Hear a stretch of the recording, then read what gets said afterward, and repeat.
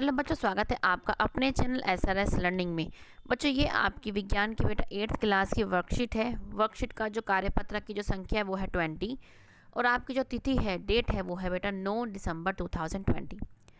ये जो आपका हमारा चैप्टर चल रहा है वो चल रहा है प्रकाश। तो सबसे पहले हम आज क्या जानेंगे, इसमें प्रकाश प्रवर्तन के नियम और समतल दर्पण में बनने वाले प्रतिबिंब के लक्षणों के बारे में और किस प्रकार वो प्रतिबिंब बन रहा है उसके बारे में आज जानेंगे। तो सबसे पहले क्या प्रकाश के परिवर्तन के नियम समझ लेते हैं। आपतन कोण हमने लास्ट वर्कशीट में पढ़ा था हमने कि आपतित किरण क्या है, किसी मिरर पे आके आती है, गिरती है और वो क्या है, सीधी वहीं से टकरा के वापस चली जाती है। ठीक है, इसको हम बोलते हैं आपतित किरण, इसको बोलते हैं परावर्तित किरण। और फिर क्या है, हम यहाँ से नॉर्मल खींचते हैं जिसको हम अभिलंब बोलते हैं, वो खींचते हैं जहाँ पे क्या है, ये बिंदु जहाँ पे ये आती है सीधा। अब ये कौन कौन सा आपतन कोण और ये क्या है परावर्तन कोण जो आपको दे रखा है, ये हमेशा क्या है बराबर होता है, क्योंकि ये जिस एंगल से जो आपकी आपतित किरण आती है उसी एंगल से है जो आपकी परावर्तित कोण जो है वापस चला जाता है, परावर्तित किरण जो है वापस चली जाती है। इसलिए आपका जो आपतन कोण है और परावर्तन कोण है बराबर आता है। इसको हम आई से रिप्रेजेंट करते हैं, इसको हम आर से रिप्रेजेंट करते हैं। ठीक है बच्चों, अब क्या है हमारा प्रकाश प्रवर्तन का दूसरा नियम। आपतित किरण आपतन बिंदु पर अभिलंब, जो ये है अभिलंब तथा परावर्तित किरण, ये सभी एक ही तल में आते हैं। जैसे आप देख रहे हैं क्या है, एक ही तल है इनका, दो तल तो नहीं है ना, क्योंकि एक ही तल पे है। इसको ये दो इसके क्या है प्रकाश के परावर्तन नियम है ये दोनों। ठीक है, अब हम आगे जो समझते हैं वो क्या है कि समतल दर्पण में प्रतिबिंब प्रतिबिंब। आओ इसको एक गतिविधि के द्वारा समझते हैं। समतल दर्पण, इसमें हमें क्या चाहिए, एक टॉर्च चाहिए और एक हमें समतल दर्पण चाहिए। हमारे पास दोनों है। समतल दर्पण जो है ये पी क्यू के सामने टॉर्च ओ रखी, ये हमने क्या है ओ रख दी। दर्पण पर दो किरणें ओ ए और ओ सी आपतित हो रही हैं, मतलब इस पर गिर रही हैं, पड़ रही हैं।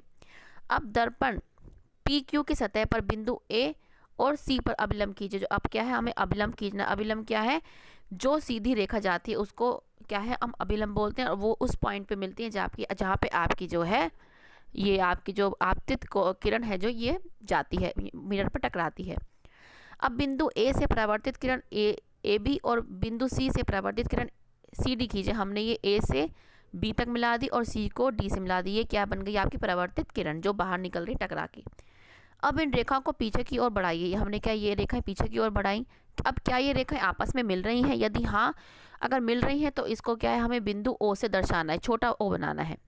से निरूपित कीजिए, क्या परिवर्तित किरण ई पर स्थित किसी दर्शक के नेत्र को ओ से आती प्रतीत हो रही? यहाँ पे क्या है, नेत्र है, प्रतीत हो रही होगी, क्योंकि पर क्या है आपको क्या है, ये जो आप नेत्र जब देख रहा है कोई इंसान तो उसको क्या है, ये ओ से जो है आती हुई दिखाई दे रही है। क्यों? क्योंकि परावर्तित किरणें वास्तव में ओ पर नहीं मिलती, बल्कि मिलती हुई प्रतीत होती है। हमें ऐसा लगता है कि मिल रही हैं, लेकिन वास्तव में नहीं मिलती। इसलिए हम कहते हैं कि ओ का आभासी प्रतिबिंब ओ पर बनता है, कि जो ओ है, ये जो ओ है इसका आभासी, मतलब हमें लग रहा है, आभास है, हो रहा है, हमें कहाँ है, ओ पर मिलता है। जैसे आप क्या है, इसको ऐसा समझ सकते हैं कि कोई लड़की जो है या कोई भी ऑब्जेक्ट आपका, ये क्या है, आपकी जो है कैंडल यहाँ पे रखी है। ये कैंडल जो है आपकी ये 6 मीटर क्या है दूरी पर रखी है किसी आपके प्रतिबिंब से, तो ये आपको 6 मीटर पीछे ही दिखाई देगी। ठीक है, तो इस तरीके से आप इसको अंदाज़ा लगा सकते हैं कि हमें क्या है, उस जितने भी हम जहाँ पे भी हम खड़े होते हैं उतना पीछे ही हमें क्या अपनी इमेज दिखाई देती है, जिसको हम प्रतिबिंब बोलते हैं। अब क्या है, जो हमने बना ली, अब क्या है, समतल दर्पण द्वारा जो हमने ये इमेज बनाई है इसके कुछ लक्षण भी होते हैं। क्या कि प्रतिबिंब दर्पण के पीछे उतनी ही दूरी पर दिखाई देता है जितनी दूरी पर वस्तु दर्पण के सामने रखी होती है। हमें क्या है, जो हमारा प्रतिबिंब दर्पण के पीछे उतनी ही दूरी पर दिखाई, जैसे मैंने आपको अभी बताया था कि उतनी ही दूरी पर क्या है, जैसे ये बच्चा अगर ये 3 मीटर पे खड़ा है तो इसकी जो इमेज है वो भी इसको क्या है 3 मीटर पीछे ही दिखाई दे रही होगी। प्रतिबिंब क्या है, सीधा बनता है, देखो सीधा बना है, और प्रतिबिंब का आकार बिल्कुल एक जैसा होता है। प्रतिबिंब को पर्दे पर प्राप्त नहीं किया जा सकता, इसलिए ही इसको आभासी बोलते हैं। समतल दर्पण में वस्तु का बाएं हमें क्या है, दायां लगता है, और दायां हमें बायां लगता है। ये आप करके भी देख सकते हैं कि अगर आप हाथ उठाते हैं सीधा, आपको लगता है आपने उल्टा उठा रखा है। इसलिए आप कह सकते हैं कि जो एम्बुलेंस होती है वो एम्बुलेंस की गाड़ी पे हमेशा उल्टी लिखी रहती है। क्यों लिखी रहती है? ताकि आप कोई मिरर यहाँ पे सामने है तो उसको क्या है, सीधा दिखाई दे। क्योंकि अगर सीधा लिखा होगा तो क्या है, वो मिरर में क्या है, वो उल्टा दिखाई देगा। इसी कारण क्या है, इसको सीधा दिखाए, इसको क्या है, उल्टा अल्फाबेट में हमें लिखते हैं ताकि ये मिरर में हमको सीधा दिखाई दे। तो हमने क्या, इसके लक्षण हमने सारे समझ लिए हैं। अब आपके इस क्वेश्चन पे आते हैं। अब क्या है कि निम्न प्रश्नों के उत्तर दीजिए कि समतल दर्पण द्वारा बनने वाले प्रतिबिंब के कोई चार लक्षण हमने अभी समझे।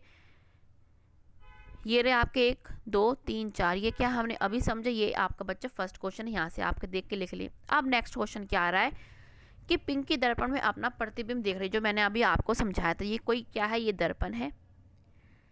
ये क्या है, ये पिंकी खड़ी है, ठीक है, अपना प्रतिबिंब देख रही है यहाँ पे।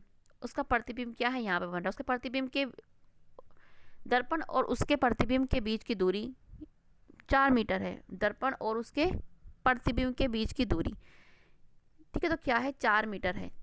4 दर्पण और उसके जो ये दर्पण है और इसके प्रतिबिंब ये है, तो क्या है, ये भी 4 है, 4 मीटर, तो ये भी 4 मीटर होगा।